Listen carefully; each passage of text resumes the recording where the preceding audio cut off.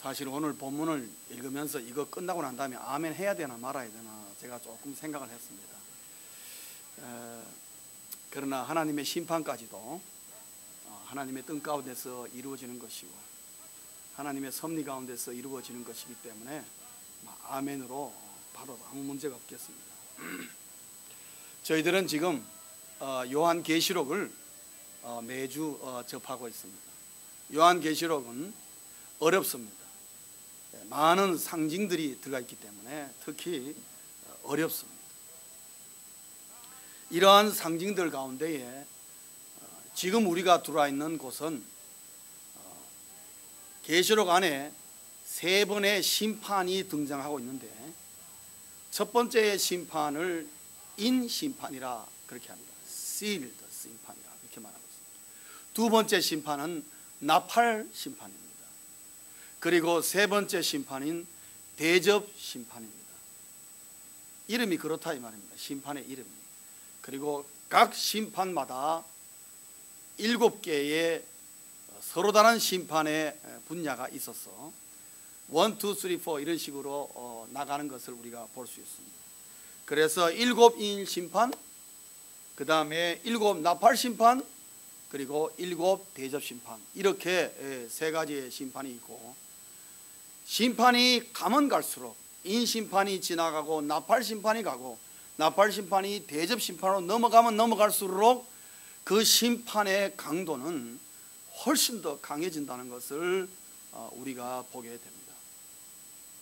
이러한 내용들은 무슨 다른 곳에 있는 얘기가 아니고 바로 앞으로 이 지구상의 마지막에 일어날 일들에 대해서 좀 공포스럽기도 하지만은 그러나 하나님의 심판의 모습을 우리에게 미리, 특별히 예수 믿는 그리스도인들에게 미리 이 내용을 가르쳐 주고 있습니다. 현재 우리는 오늘 우리가 읽은 요한계시록 8장은 7째 인을 떼는 장면과 그 다음에 7 나팔의 첫 4개, 첫째, 둘째, 셋째, 넷째 나팔, 그에 관한 재앙이 담겨 있는 것이 8장 전체의 내용입니다. 그렇기 때문에 오늘 말씀은 둘로 나누어질 수밖에 없다는 것이죠. 그리고 7째 인이 결국 나팔 심판에 영향을 끼치고 있다는 것을 우리가 보게 되는 것입니다. 그리고 이 7째 인의 특징을 보면은 결론적으로 얘기하면은 우리의 기도가 하나님의 마음을 움직인다 하는 것을 알 수가 있습니다. 성도님 여러분, 우리의 기도는 하나님의 마음을 움직입니다.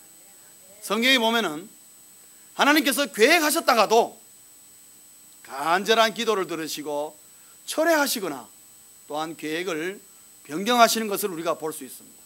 신실한 그리스도인들의 간절한 기도, 오늘도 하나님의 마음을 움직일 수 있다는 것입니다. 우리의 기도는 그렇게 파워풀, 능력이 있다 하는 말씀입니다. 그것의 결정적인 모습이 오늘 7째 인을 펼치면서 다시 한번 기도에 대한 얘기가 나오는 것을 보며 기도가 얼마나 놀라운 능력을 일으키는가 하는 것을 볼 수 있습니다. 오늘 읽을 3절과 4절과 5절을 보시면은 성도들의 기도가 다 모아진다는 걸 볼 수 있습니다. 그리고 향로에 담겨서 금향로에 담겨서 하나님 앞으로 향과, 천국에 있는 천사들이 향과 합하여서 하나님 앞에 상달되어지고, 그리고 그 기도가 5절에 가서는 제단에 불이 담겨져서 이 땅에 쏟아지는 걸 볼 수 있습니다. 그것은 성도들의 그 눈물의 기도, 이 땅에서 억울하고, 이 땅에서 예수 믿는 것 때문에 피해를 당하고, 이 땅에서 예수 믿는 것 때문에 핍박을 당하는 그 모든 것으로 말미암아 올라왔던 순교자들의 기도, 혹은 순교자의 정신으로 하나님 앞에 올렸던 그 눈물의 호소의 기도들이 다 모아져 가지고 다시 이 땅에 불과 함께 쏟아진다는 걸 말하고 있죠. 그리고 우레와 음성과 번개와 지진이라, 이 말은 뭐냐면은 하나님의 심판으로 이 땅에 임한다는 것입니다. 기도의 응답이면서 동시에 그렇게 예수 믿는 자들을 핍박하고 괴롭히고 억울하고 악한 자들이 있는 자들을 하나님이 그냥 두시는 것이 아니라 반드시 심판하신다. 그리고 그 심판의 결정적인 요인이 뭐냐? 성도들의 눈물의 기도라는 것입니다. 그것을 오늘 본문 전반부에 우리에게 그것을 가르쳐줘서 기도는 하나님의 결단을 불러올 수 있는 것이구나. 그리고 많은 성도들의 기도가 모여가지고 왜 저 사람이 죽었을까? 여러분, 우리가 지난주가 아닌가요? 예멘에서 한 자매가 제 생각에는 순교당했다고 생각합니다. 왜냐하면 그 자매의 목적은 뭐냐? 미셔너리 킷, 선교사들의 자녀들을 교육시키기 위해서 들어갔던 자매입니다. 그것이 궁극적인 목적이었습니다. 왜냐? 선교 현장에서 선교 사람들의 가장 큰 고민이 뭐냐 하면은 자녀 교육입니다. 그 여러 가지로 열악한 환경 속에서 거기 현지에 있는 초등학교나 중고등학교를 보냈다가는 똑같이 그냥 수준 낮은 어린이가 되니까 그 자녀들이 무슨 잘못이 있겠습니까? 부모님 따라온 것밖에 없는데 그 선교사 자녀 교육이 보통 고민이 아닌 것이지요. 그것을 도와주려고 세컨더리로 들어가는 건데 이것도 또한 보통 헌신이 아니면 안 되는 거지요. 그거 하러 들어갔던 자매인데 뭔지는 모르겠습니다만은 참수를 당해서 정말 비극으로 끝난 걸 볼 수 있습니다. 하나님께서 아마 예멘에 흘릴 만한 피가 아직 있기 때문에 아마 흘리시지 않았나 그런 생각이 듭니다. 그 피 흘림의 호소가 결코 헛되지 않는다는 거예요. 때가 되면 하나님께서 기도의 응답으로 이 땅의 심판으로 임할 때가 온다는 겁니다. 하나님은 한 사람의 기도를 결코 외면하지 않으시고 버리시는 법이 없다는 것입니다. 그래서 여러분의 기도 한마디 한마디가 여러분은 하고 난 다음에 잊어버릴지 몰라도 하나님은 절대로 잃어버리신 법이 없다는 사실입니다. 그리고 마지막에는 우주적인 응답으로 이 땅에 임할 것임을 우리에게 가르쳐 줍니다. 그래서 우리의 기도는 하나님의 마음을 움직인다는 것. 하나님의 마음을 어떻게 움직이느냐? 그것이 바로 일곱 나팔 심판에서 나타나는 것을 우리가 보게 됩니다. 성도들의 기도에 대한 응답으로 일곱 나팔의 재앙이 시작되는 걸 볼 수 있는데 오늘은 첫째, 둘째, 셋째, 넷째 나팔 재앙이 본문에 나오고 있습니다. 그런데 여러분, 두 번째 이 심판의 이름을 나팔의 심판이라 그렇게 명하고 있습니다. 여러분, 구약시대에 나팔은 여러 가지 용도로 쓰입니다. 어떤 명절에서 쓰이기도 하고 그 다음에 또한 여러 가지 제사장과 선지자를 세울 때 쓰기도 하고, 그러나 대체적으로 많은 곳에 어디에 쓰였느냐? 이 나팔은 전쟁을 선포할 때에 쓰이는 것이 나팔이었습니다. 그거는 구약시대뿐만 아니라 고대 문헌에도 보면은 전쟁에서 나팔은 절대적인 영향을 미칩니다. 그 나팔 소리에 따라 군대가 진군하기도 하고 후퇴하기도 하고 전쟁을 시작하기도 하고 끝을 내기도 하는 것이죠. 그래서 이 나팔 심판이라는 것은 뭐냐 하면은 바로 하나님께서, 전능하신 하나님이 사단과 마귀와 그를 따르는 무리들을 심판하시기로 전쟁을 선포하셨다는 것이죠. 그 말은 무슨 말인가 하면은, 전쟁이라는 말을 쓰지 않는 용어는 뭐냐 하면은 그 전쟁이 너무나 일방적이기 때문에 그냥 심판이라는 말을 써도 아무런 문제가 없다는 것입니다. 왜? 하나님이 심판하시고자 할 때 사단, 마귀 혹은 그를 따른 무리는 아무런 힘을 쓸 수가 없다는 걸 볼 수가 있습니다. 여러분, 지금 이전에도 그랬고 앞으로도 그렇고 오늘 읽은 본문의 예언은 하나님의 심판이 임할 때마다 사단, 마귀는 꼼짝하지 못하는 걸 여러분 볼 수가 있습니다. 하나님이 절대적인 주권 속에서 전능하신 하나님의 권능을 행할 때에 사단, 마귀와 그를 따르는 무리들도 꼼짝없이 그 전쟁에서 실패할 수밖에 없고 하나님의 심판대 앞에 설 수밖에 없는 연약한 존재들이라는 것을 말하고 있습니다. 그래서 일곱 나팔의 심판은 전쟁에 대한 선포성을 가지고 있는 경고적인 그런 심판의 모습을 갖고 있습니다. 그런데 오늘 여러분 6절부터 13절을 보시면은 첫째부터 넷째까지 이 나팔 심판의 현상이 일어납니다. 그 재앙이 임하는 걸 볼 수 있는데, 여러분 가만히 보시면은 두 가지의 특징이 있습니다. 다른 데와 다른 특징이 있습니다.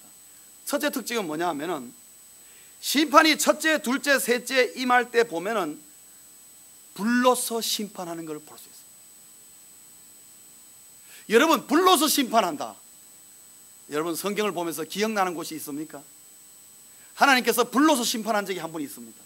어디죠? 소돔과 고모라에서 불로서 심판했습니다. 소돔과 고모라는 하늘로부터 불이 내려와서 그 도시를 다 태워버렸습니다. 근데 그때 그 불이 뭐였냐면은 유황불이라고 나와 있어요. 저도 이 본문을 보면서 처음에 하나님께서 그렇게 하시는 것 같다 하고 제가 본문을 들여다보면서 느낀 거는 뭐냐 하면은 그렇지 않은 것 같다는 생각이 들은 것입니다. 유황불이 아니라 이것은 뭔가 다른 것이다 하는 것을 보게 되었습니다. 왜냐하면은 여러분 8절에 보시면은 둘째 천사가 나팔을 부니 불붙는 큰 산과 같은 것이 바다에 던져졌다 그랬어요. 그 다음에 10절에 보시면은 셋째 천사가 나팔을 부니 횃불같이 타는 큰 별이 하늘에서 떨어졌다 그랬어요. 여러분, 하늘에서 불이 붙은 채로 큰 산과 같은 게 떨어지고 불이 붙은 채 큰 별 같은 게 떨어지는 것을 우리가 과학적인 용어로 뭐라 그러죠? 여러분 시골에 갈 때, 시골에서 여러분이 이렇게 산에 누워요. 이렇게 저도 어릴 때 기도원에 가가지고 산등성에 기도하다가 지쳐서 이제 산등성에 딱 들어오면서 보면 하늘에 그 은하수가 찬란합니다. 그죠? 가만히 보고 있으면은 어떻지요? 별 하나가 가만히 뭐가 보이지만 갑자기 어떻게 해요? 선을 쫙 끄면서 내려옵니다. 여러분 그거 뭔 줄 아십니까? 저는 어릴 때 별이 이동하는 건 줄 알고 있어요. 물론 이동은 이동입니다. 그리고 우리가 별똥별이라 그러죠.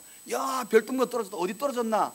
여러분 그게 뭐냐 하면은 우주에 있는 운석, 큰 돌 같은 것이 돌아다니는데, 수많은 것들이 돌아다니는데 그것이 대기권을 뚫고 이 지구로 떨어지는 장면입니다. 근데 대기권을 뚫고 들어올 때에 그 속도가 너무나 거세면서 그 온도가, 엄청난 온도가 발생하면서 돌에 불이 붙어버리는 것입니다. 그런데 그 불이 너무나 강력하기 때문에 지구에 내려오는 도중에 돌이 다 타버리고 없어져 버려요. 그래서 땅에는 안 떨어지는 겁니다. 그러나 가끔 땅에 떨어지는 경우도 있어요.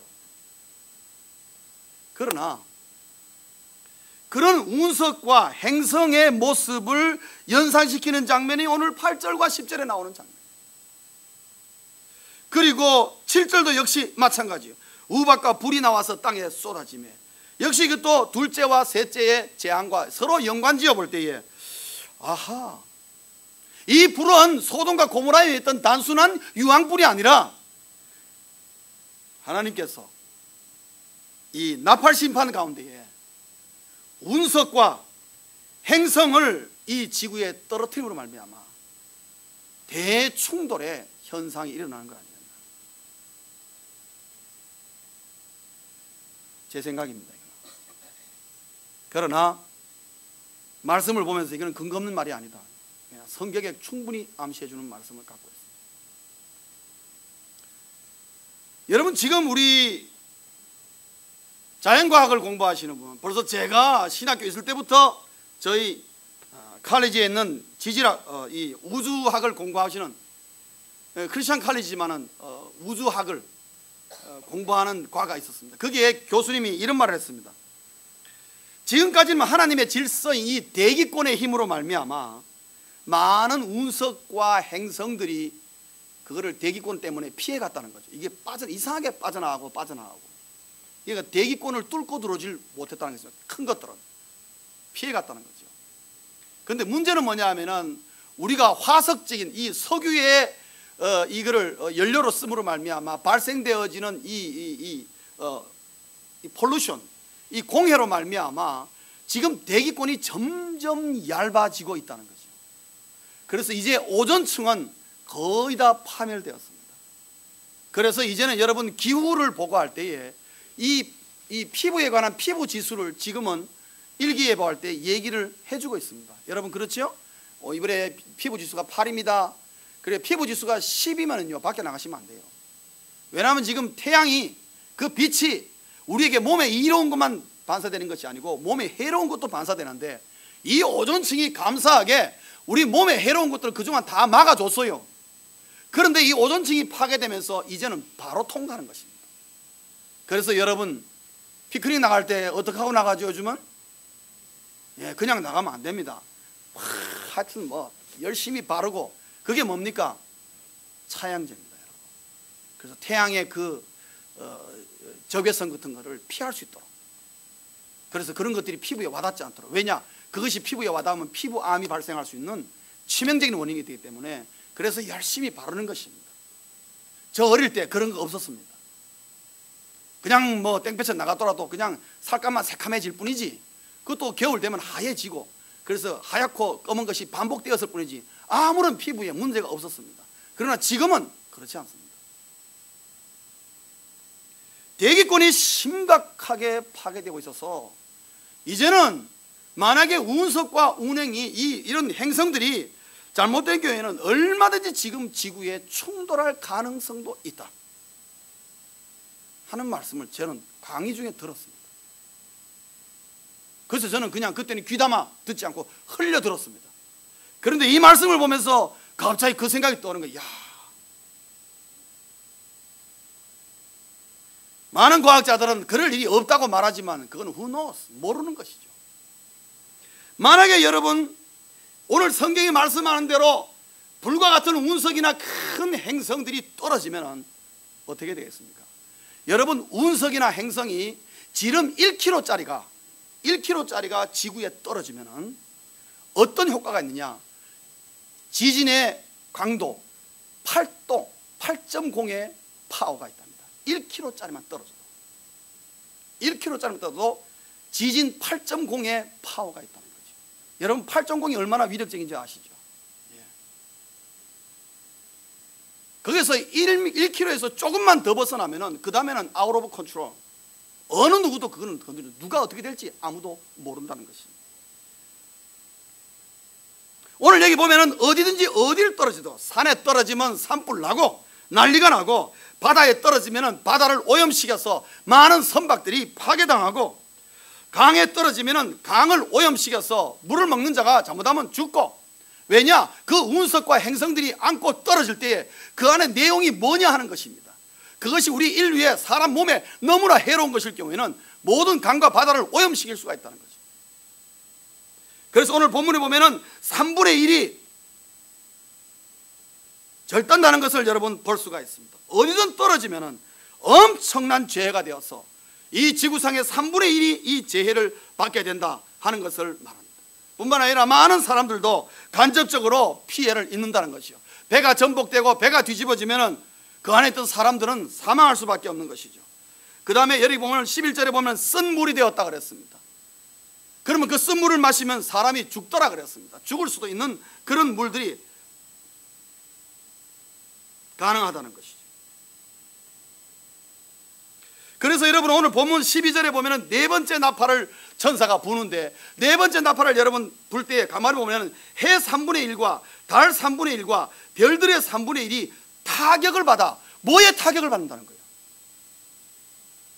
뭐에 타격을 받는다는 거예요? 지구에 뭐가 떨어져요? 운석과 행성이 떨어지면서 계속해서 엄청난 양이 지구의 3분의 1이 재앙이 다가도록 때린다면 여러분 이 지구가 어떻게 되겠습니까? 오늘 여기 보면 타격을 받아 그 3분의 1이 어두워지니 낮 3분의 1은 비추임이 없고 밤도 그러하더라. 이 말은 무슨 말이냐? 지구에 뭔가 모르게 자전과 공전의 이상이 생긴다는 거죠. 24시간이 하루라는 그 벽이 깨어질 수가 있고 1년이라는 것이 벽이 깨어질 수가 있는 거죠. 하나님이 만드신 이 자연의 질서가 흐트러질 수가 있어요. 하나님이 허락하시면. 이런 내용들을 보면서 여러분 기억하실 것은, 하나님이 지금도 이 우주 만물을 하나님께서 다 관장해 주시니까 이 질서가 유지되는 것이지, 하나님이 잠깐만 손을 놔버리면 이 우주는 무질서 속으로 들어갈 수 있다는 것을 우리에게 가르쳐 주고 있습니다. 지구의 자전과 공전에 문제가 발생합니다. 낮이 줄어들고 밤이 길어집니다. 그리고 칠흑 같은 어둠의 시간들이 발생합니다. 여러분 어떻게 될까요? 본문에는 안 나와 있고 있습니다만 저는 혼자 상상했습니다. 밤이 길어지면 기온이 어떻게 됩니까? 급속하게 떨어집니다. 밤이 길면 떨어집니다. 그래서 새로운 빙하 시대가 오는 거 아니겠나? 혼자 그렇게 상상하고 빙하 시대에 어떻게 살까? 저는 어젯밤에 생존법을 혼자 연구하다가 오늘 나왔습니다.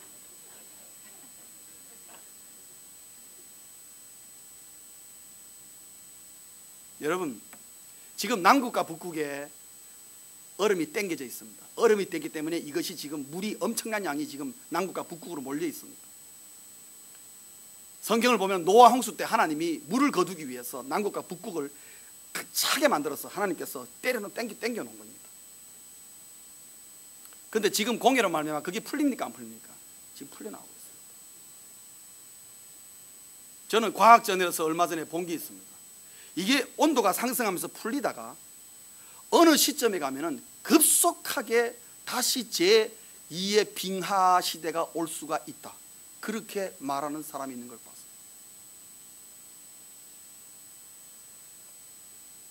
사랑하는 성도님 여러분, 오늘 이 말씀을 여러분이 귀로 그냥 듣고 흘리셔도 별 상관없습니다. 왜? 지금 당장 사는데 무슨 어려움이 없습니까? 이 나팔 심판은 보면 지금 우리에게 임해 있는 거 아니라는 것을 압니다. 왜냐? 현상적으로 볼 때 지금 그런 현상이 안 일어나고 있으니까. 그러나 앞으로 하나님께서 원하시면은 하나님의 심판의 방편으로서 이런 것이 가능할 것이면 오늘 본문에 우리에게 아주 상당히 많은 양의 힌트를 주고 있는 것을 볼 수가 있습니다. 불의 심판이 이렇게 이루어질 수가 있다는 것을 우리에게 보여줍니다. 두 번째로는 오늘 여러분 본문을 보시면은 이 네 가지의 재앙 가운데에 반복되는 단어가 있습니다. 그게 뭐냐면 3분의 1이란 말입니다. 왜 3분의 1일까? 왜 3분의 1만 재앙이 임할까? 이 말씀을 묵상하면서 네 가지 이유가 있는 것 같습니다. 첫째는 사단의 꾀임이 허무한 것임을 알려주기 위함이라는 거지. 오늘 여러분, 사단은 수많은 사람들에게 걱정하지 마라, 걱정하지 마라, 인류의 종말 그런 건 안 온다, 계속 문명은 좋아지고 과학이 발달해서 앞으로 일어날 모든 재앙 우리 과학의 힘으로, 인간의 힘으로 다 막을 수 있다, 그렇게 자꾸 장밋빛 얘기를 해줍니다. 그래서 두려움과 불안에 있는 사람들 자꾸만 가라앉히려고 합니다. 그리고 위정자들과 정부의 여러 가지 제도와 여러 가지 방법을 통해서 이런 걸 자꾸만 증명하려고 합니다. 인류 역사가 그러했습니다. 그러나 인류 역사를 통해서 과연 그렇게 말하는 위정자들과 그렇게 말하는 수단, 방법, 과학을 통해서 과연 우리가 인류가 지금 현재 불안과 두려움이 없이 살고 있느냐? 아닙니다. 하나도 없어지지 않고 마찬가지입니다. 사단의 꾀임에 말미암아 하나님은 이러한 심판을 통해서 사단의 그러한 꾀임이 얼마나 허무한 것인가를 하나님은 보여주기를 원하십니다. 또 하나 왜 3분의 1일까? 두 번째로는 아직도 이 땅에 있는 수많은 죄인들에게 마지막으로 회개할 기회를 주기 위함입니다. 마지막 찬스를 주기 위함 것입니다. 여러분, 이 다음에 일어날 대접 심판에는 그거는 마지막 최후의 종말 심판이라서 그게 여러분 보시면 전혀 여유가 없습니다. 그때는 그냥 끝입니다. 그러나 여기 나팔 심판까지는 하나님이 3분의 1을 침으로 말미암아 남아있는 3분의 2들에게 아직도 기회가 있음을, 예수 그리스도의 십자가로 하나님 앞으로 돌아올 길이 있음을 하나님은 여지를 남겨두신 것입니다. 세 번째로 왜 3분의 1일까? 하나님은 전능하신 분임을 알리기 위함입니다. 하나님이 마음만 잡수시게 하시면, 하나님이 결단만 하시면 이 지구의 모든 질서와 모든 우주의 모든 존재들을 하나님께서 마음대로 조정하시고 말씀 한마디로 하나님은 이 질서를 무질서로, 무질서를 질서로, 있는 것을 없게, 없는 것을 있게 만들 수 있는 전능하신 하나님이라는 것을 알리기 위함인 것입니다. 네 번째로 왜 3분의 1일까? 앞으로 최후의 종말이 있음을 알리기 위함인 것입니다. 나팔 심판은 전쟁이 끝났다는 말이 아닙니다. 이제 시작한다는 말입니다. 이 나팔 심판이 진행되면 질수록 나팔 심판으로 끝나는 것이 아니라 앞으로 대접 심판의 최후의 종말이 있다는 것을 알려주기 위함이라는 것이죠. 이런 네 가지 이유로 말미암아 3분의 1, 3분의 1이 말을 나오면서 하나님께서 그래도 아직까지도 하나님께서 창조하셨던 이 우주 만물이 아름답고 좋았기 때문에 그래도 조금 더 기회를 주고 죄악된 인간들로 말미암아 황폐화되어진 이 지구를 하나님께서 사랑하심으로 회개할 기회를 준다는 거죠. 어쨌든 간에 오늘 이 1번부터 4번까지의 나팔 심판과 이 모든 것을 통틀어 볼 때에 이 우주 만물과 우리가 살고 있는 이 아름다운 지구, 우리가 이렇게 마음대로 신앙생활할 수 있는 이 모든 환경과 여건, 이 모든 것 하나하나가 하나님이 이 세상을 장악하고 계신다는 사실이라는 거죠.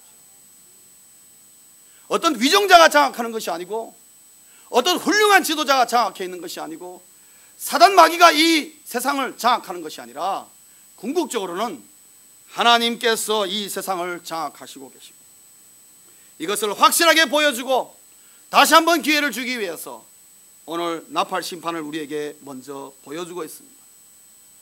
그러면서 13절에 보면은 또 다른 경고를 주는데, 나팔 심판이 여기서 끝나는 것이 아니라 5번째, 6번째, 7번째 가면서 더 극심한 심판, 다시 말하면 사람에게 직접적으로 임하는 하나님의 심판이 있을 것임을 우리에게 경고하고 있는 것을 볼 수가 있습니다. 이 말은 무슨 말입니까?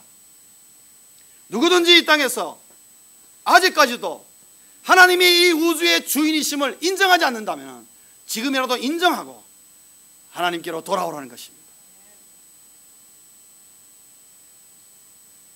말씀을 맺겠습니다. 사랑하는 성도님 여러분, 우리가 하나님 앞에 먼저 선택받은 자로서 우리가 이런 내용들을 보면서 과연 우리는 어떻게 해야 될까요? 한마디로 줄이면 이렇습니다. 전심으로 하나님을 가까이 하자는 거죠. 성도님 여러분, 다른 거 가까이 하지 마십시오. 저는 이 말씀 보면서 하나님께서 나를 예수 그리스도의 십자가로 구원해 준 것이 얼마나 감사한지, 예수 그리스도의 십자가가 믿어지는 것이 얼마나 감사한지 모릅니다. 수많은 사람들이 예수 그리스도의 십자가에 대해서 우습게 생각하고 믿고 싶으나 믿어지지 않는 걸 어떡하겠습니까? 그런 사람들이 얼마나 많은지 모르는데, 나는 그 십자가가 나를 위하여 십자가에 죽으셨다는 사실이 믿어진다는 게 너무나 감사합니다. 왜냐, 이것이 바로 십자가가 하나님께서 우리에게 주신 이 세상의 종말에 우리에게 주신 가장 귀한 선물이기 때문입니다. 하나님의 이 나팔 심판 가운데 만약에 우리가 들어가 있다고 합시다. 과연 우리에게 필요한 것이 무엇이겠습니까? 예수 그리스도의 십자가의 구원의 메시지, 이거 아니면 우리에게 뭐가 필요하겠습니까? 무엇으로 이것을 우리가 감당할 수 있겠습니까? 누가 이 환난 가운데 우리를 책임지겠습니까? 아무도 책임질 자 없습니다. 예수 그리스도의 십자가에 피공로로 말미암아 구원받았다는 이 사실이 우리 인생에게는 최고의 복인 것입니다. 이거 하나만 가지고도 우리는 평생토록 주님을 찬송하고 감사할 수밖에 없는 거예요. 그리고 예수 그리스도의 이 십자가가 우리 인류의 유일한 소망이라는 것을 심판을 보면 볼수록 더욱 분명해진다는 것입니다. 이거 외에 무엇이 있겠습니까? 왜냐하면 여러분 9장에 여러분 가면 아시겠지만 이 나팔 심판이 임하는 가운데서도 하나님은 하나님의 백성들을 철저하게 보호하고 계신다는 사실. 하나님의 백성들에게는 이러한 재앙이 임하지 않도록 하나님이 보호하신다는 사실이에요. 무엇 때문에 보호해 주시느냐? 예수 그리스도의 십자가 때문에 보호해 주는 거예요. 그래서 사랑하는 성도님 여러분, 이러한 내용들을 보면서 다가올 미래에 우리가 현재 있는 위치를 보면서 우리는 언제나 두려움과 공포를 느끼기 전에 언제나 주의 십자가 앞에 서 있기를 부지런해야 된다는 거예요. 십자가 앞에서 나를 비춰봐야 된다는 것입니다. 그리고 우리 이 땅에 살면 살수록 세상은 우리에게 자꾸만 도전해 옵니다. 하나님이냐 세상이냐. 사랑하는 성도님 여러분, 이 세상은 점점 우리를 압박해 올 것입니다. 예수 믿기가 점점 힘들게 만들어질 것입니다. 여러분, 예수 잘 믿기가 옛날보다 지금이 훨씬 여러분 어렵습니다. 우리를 유혹하고 우리를 미혹하는 것이 얼마나 많은지 모릅니다. 여러분, 예수 안 믿으려고 마음 먹으면요, 이 땅에 재밌고 즐거운 거 얼마나 많은지 모릅니다. 수도 없이 많습니다. 평생 다녀도 다 못 다닙니다. 그러나 그 세상이 아니라 이러한 심판의 내용들을 보면서 나는 세상이 아니라 하나님을 따르겠노라 분명하게 선을 그어놓지 않으면 나도 모르게 무너지는 순간이 온다는 겁니다. 그리고 이러한 심판은 온다 그래서 오는 게 아니라 어느 날 갑자기 임할 것이기 때문에 언제 어떻게 될지 우리는 모른다는 겁니다. 그래서 이럴 때일수록 이런 내용들을 보면서 하나님이냐 아니면 세상이냐, 서롱동 여러분, 선을 분명히 긋고 사시기를 간절히 소원합니다. 그리고 지금부터 우리가 해야 할 일은 이 심판의 소식을 전해서 한 영혼이라도 주님 앞으로 돌아올 수 있도록 최선을 다하는 것밖에는 우리가 할 수 있는 것이 없다는 것입니다. 그 사람이 돈 잘 벌기를 원하겠습니까? 그 사람이 좋은 명예를 얻게, 다 좋은 것이죠. 그러나 이 심판하기에 아무것도 무색한 것이, 내 사랑하는 남편, 아내, 그리고 내 자식에게, 그리고 내 일가 친척에게 가장 귀한 선물이 이 시점에서 무엇이겠습니까? 예수 그리스도의 십자가의 보혈의 은혜로 이루어진 복음, 이것보다 귀한 것은 없는 것 아니겠습니까?